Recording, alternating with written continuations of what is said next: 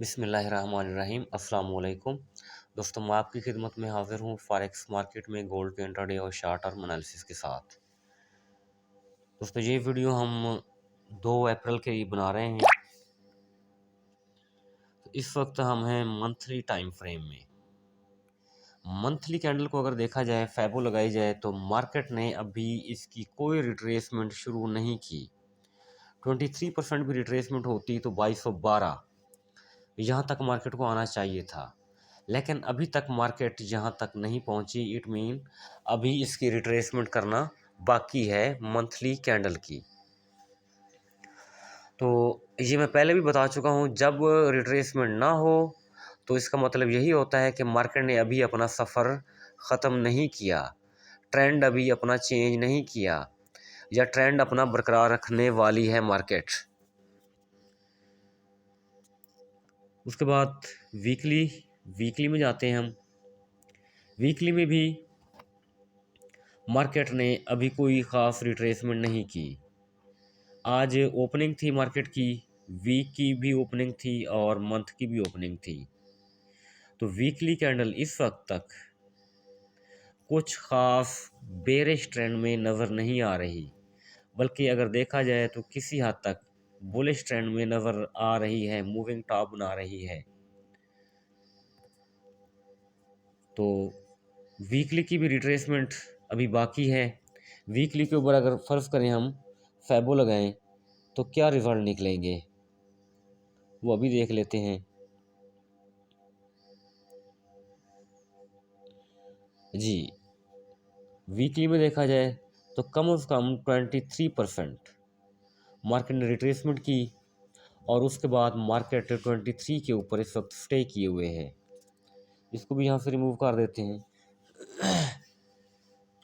Daily time frame में आ जाते हैं। डेली टाइम फ्रेम में मार्केट आज गैप अप ओपन हुई। गैप अप ओपन होने के बाद मार्केट ऊपर गई, और शाम को ये वाला गैप 35-36 तकरीबन न्यूज़ टाइम में मार्केट ने न्यूज़ की आड़ लेते हुए इस गैप को फिल किया, और मार्केट फिर से अपने ऊपरी सफ़र की जानिब रवाना है। अलबत्ता किसी हद तक RSI को देखा जाए तो ये झुकाव में है डेली टाइम फ्रेम का। तो बाकी कोई ख़ास ऐसा इंडिकेटर नहीं है जो हम डेली के हिसाब से देख सकें।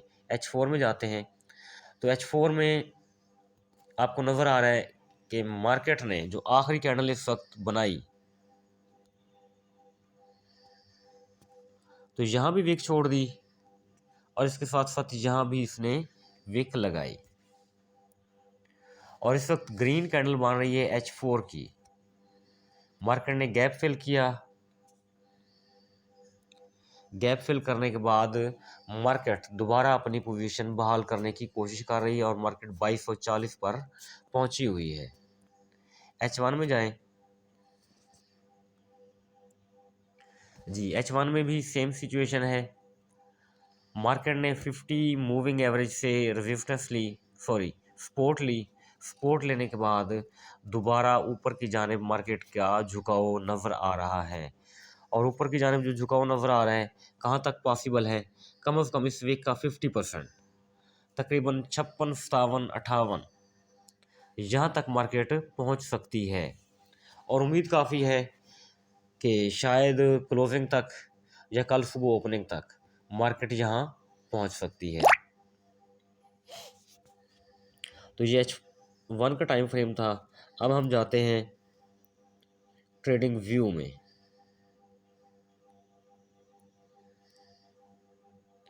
जी, ट्रेडिंग व्यू में इम्पोर्टेंट चीज़ मैं आपको दिखाता चलूँ। नीचे 2218 पड़ा हुआ है, ईयरली लेवल है। मार्केट ने इसके ऊपर ही रहना मुनासिब समझा। वीकली लेवल 2225 के ऊपर वीक लगाई, और दोबारा मार्केट अप चली गई। तो अब इम्पोर्टेंट बात ये है, अगर मार्केट 2218 के ऊपर आती, ईयरली लेवल की सपोर्ट लेती, तो हमारे लिए कंफर्मेशन हो जाती कि मार्केट ईयरली लेवल से उठेगी, और 2350 नेक्स्ट ईयरली लेवल वहाँ तक जाएगी। लेकिन मार्केट ने ऐसा कोई क्लू नहीं दिया, मार्केट ने कोई ऐसा डिप नहीं लगाया। अगर डिप लगाती तो हमारे लिए ज़्यादा आसानी हो सकती थी।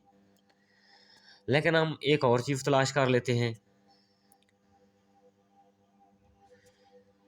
ये रेड कलर की जो लाइन है 2244.925, हमने यहाँ से बाय किया था और तकरीबन 57-58 तक हमारी बाइंग चली और अच्छी बाइंग चली। लेकिन उसी के साथ न्यूज़ टाइम में मार्केट नीचे गिर गई। तो अब जो मेरी ज़ाती राय है कि 2244-45 के ऊपर अगर मार्केट आती है, मंथली लेवल की सपोर्ट लेती है, तो मंथली लेवल की सपोर्ट लेने का मतलब ये है कि मार्केट मंथली तक जाएगी 2291.710, मंथली टू मंथली इसको जाना पड़ेगा।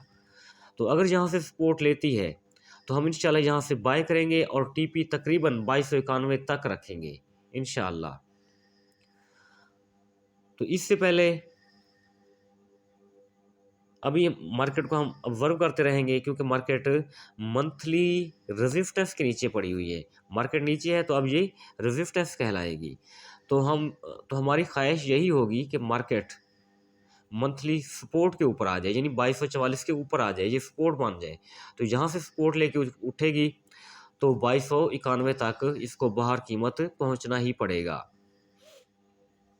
तो दूसरे अल्फाज में अगर इसकी रेजिस्टेंस लेती है 2244-45 की, इसको सपोर्ट की बजाय रेजिस्टेंस बनाती है, मार्केट यहाँ टकराती है, विक लगा के नीचे आती है, तो 2240 के नीचे 2225 और 2225 के नीचे है 2218। लेकिन ये मार्केट ने एक ट्राई तो की, लेकिन मार्केट के लिए ये पॉसिबल ना हो सका। मार्केट 2225 वीकली लेवल के ऊपर विक छोड़ के दोबारा फिर से ऊपर जाने की कोशिश कर रही है। तो इससे यही जाहिर होता है कि मार्केट नीचे नहीं आना चाहती। इस वक्त तक मार्केट की ख्वाहिश यही है कि मार्केट ऊपर रहे। तो दूसरी हमें ये चीज़ भी कंफर्म हो चुकी है कि मार्केट ने ये वाला लेवल छोड़ दिया है, जो ईयरली लेवल है 2218 के ऊपर खासी जा चुकी है। तो अब वापस मेरे ख्याल में पलटना मुश्किल काम है। वापसी का रास्ता एक मुश्किल काम है। तो अब मार्केट ऊपरी टारगेट ही उठाएगी, और ऊपरी टारगेट मैं आपको बता देता हूँ 2283, 2291, 2291 के बाद 2350। 2350 के ऊपर जाके हम देखेंगे कि मार्केट यहाँ लंबी विक छोड़ के फौरी तौर पर नीचे आती है तो सेलिंग करेंगे। अगर यहाँ मल्टीपल कैंडल्स देती है और यहाँ ठहरना शुरू कर देती है तो फिर सेल करने में हम एहतियात करेंगे।